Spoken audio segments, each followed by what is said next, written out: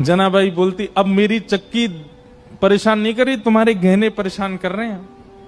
तो ठाकुर जी अपने सारे आभूषण उतार करके किनारे धर देते कि जनाबाई का स्वर मैं सुनता रहूं, इस स्वर के बीच में कोई और बाधा नहीं आवे। और ठाकुर जी अपने सारे आभूषण उतार करके किनारे में धरते और जनाबाई के साथ धीमे धीमे चक्की पिसाते और जनाबाई गाती। इसके बाद की लीला थोड़ी सी हृदय को थोड़ी पीड़ा तो देती है, पर है लीला। फिर ऐसा हुआ कि सुबह का समय हो गया, ठाकुर जी बैठे रहे पूरी रात। इतने में ही मंगल बाजे बजने लगे, घंटे घड़ियाल बजने लगे। पंडरीनाथ भगवान की मंगला आरती, उसको काकड़ा आरती बोलते हैं, काकड़ा आरती का समय हुआ। ठाकुर जी बोले, ए जना, मैं तो भूल ही गया। बोले क्या हो गया? बोले मंदिर में आरती होने वाली है। तो जनाबाई बोली जल्दी जाओ, मंदिर जाओ।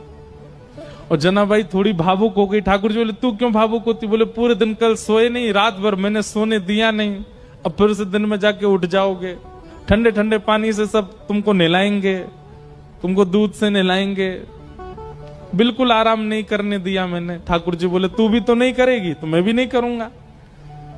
इतना सुख ठाकुर जी जनाबाई को। तो तुरंत ठाकुर जी जाने लगे तो जनाबाई से बोले, ए सुन, तू अपनी सॉल दे दे। क्यों? ऐसे जाऊंगा तो सब पहचान जाएंगे मुझको, वहां पुजारी पंडा सब भारी खड़े होंगे, थोड़ा ढक के जाऊंगा खुद को तो किसी को पता नहीं चलेगा। और जनाबाई की सॉल लपेट करके श्री पंडरीनाथ भगवान पहुंचे मंदिर। बाहर पंडा पुजारी खड़े थे, चुपचाप ठाकुर जी मुंह ढकढका के भीतर घुस गए।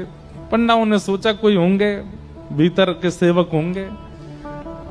और भीतर जाकर के ठाकुर जी जैसे ही अपनी वेदी के ऊपर खड़े हुए ही थे, इतने में ही कपाट खुल गए, सॉल उतार ही नहीं पाए ठाकुर जी। और ऐसे जैसे खड़े भये, कपाट खुले, सब लोग जय जयकार करने लगे, पंडरीनाथ भगवान की जय, रुक्मणीनाथ भगवान की जय। वहीं दर्शनार्थियों में नामदेव जी खड़े थे। नामदेव जी ने जैसे ही ठाकुर जी को, नामदेव जी का नियम था रात्रि शयन के दर्शन करके जाते थे, फिर सुबह मंगला में आते थे। रात्रि शयन